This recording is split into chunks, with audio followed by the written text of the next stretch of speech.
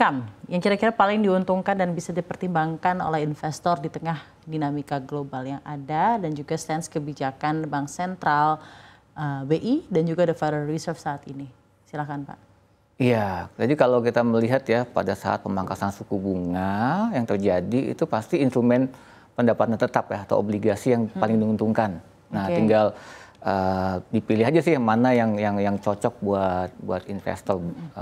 Soalnya kan bisa langsung investasi misalnya langsung ke fixed rate langsung ya. Ada tenor yang pendek, ada tenor yang panjang. Bisa investasi seperti ke obligasi retail juga yang diterbitkan oleh pemerintah, tapi biasanya mereka hanya 2-3 tahun ya. Dan bisa juga investasi ke reksadana obligasi.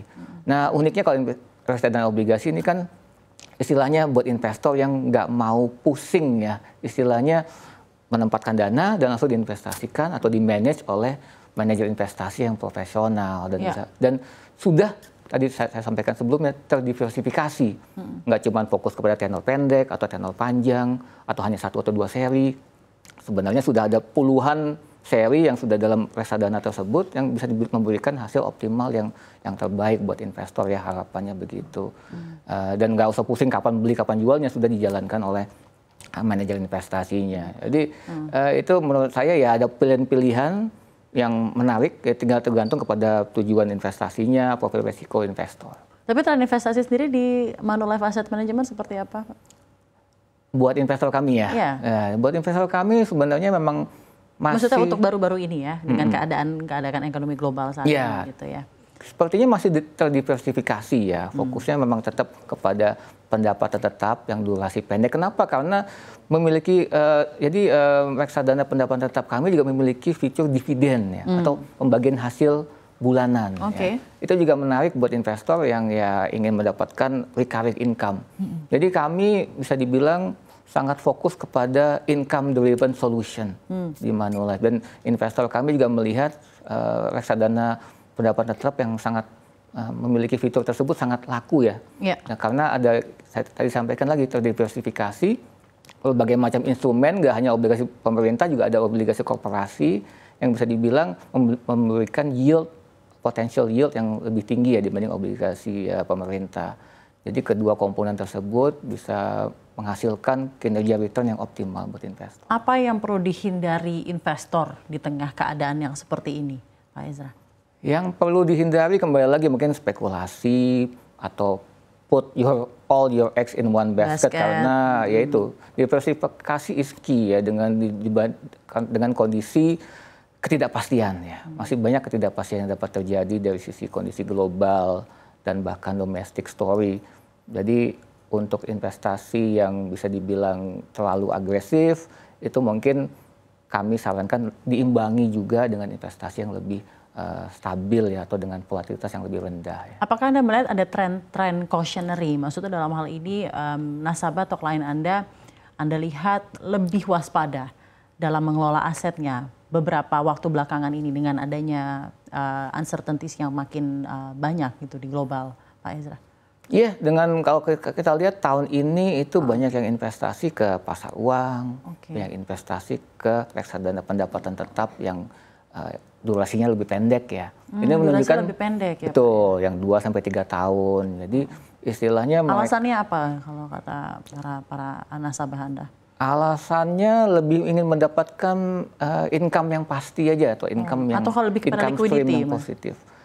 Liquidity menurut saya juga suatu hal. Jadi kembali lagi, kalau mereka membutuhkan liquidity, biasanya investor itu akan fokus kepada pasar uang. Kenapa? Pasar uang adalah pengganti likuiditas harian.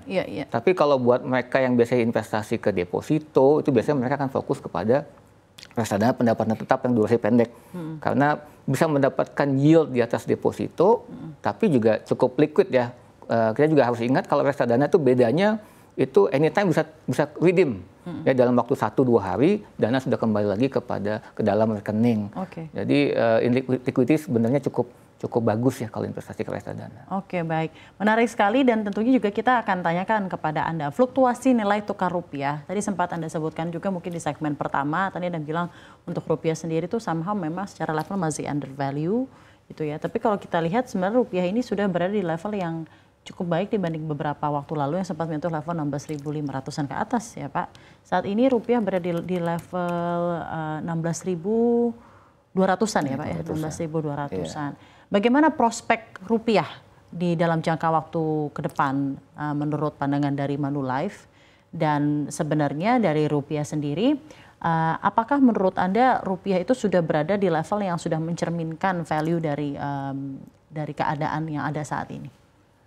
Baik, jadi memang rupiah cukup fluktuatif ya di tahun ini ya, dari 16.100 sempat naik ke dekat-dekat 17.000 ya, iya, betul. Di kuartal 2 ya, tadi sempat saya sampaikan karena dividend repatriation season ya, seasonality lah musim itu ditambah dengan musim haji.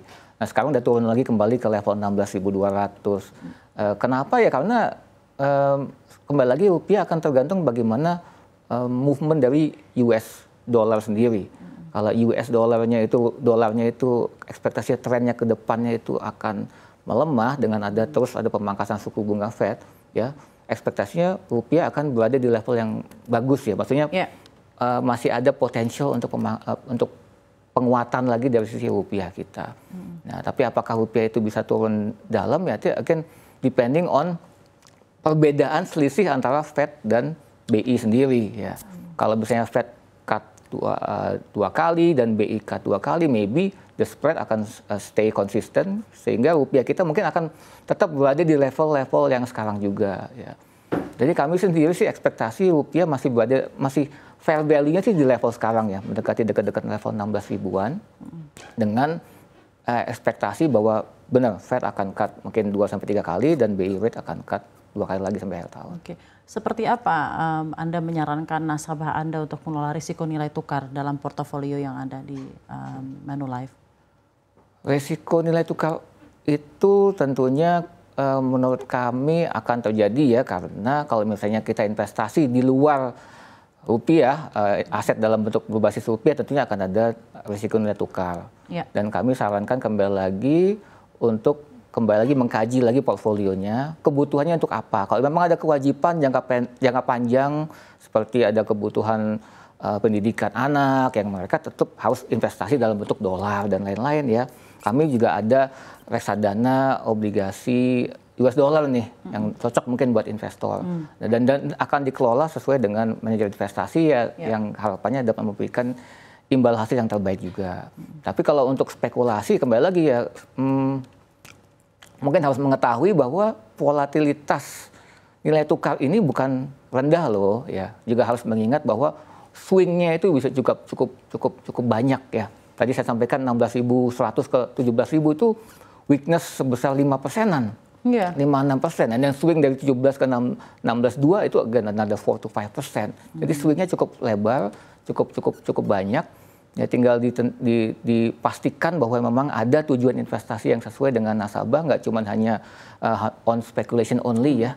Jadi memang ada kewajiban jangka panjang. Memang harus sesuai purpose-nya dari nasabah ini investasi untuk apa begitu.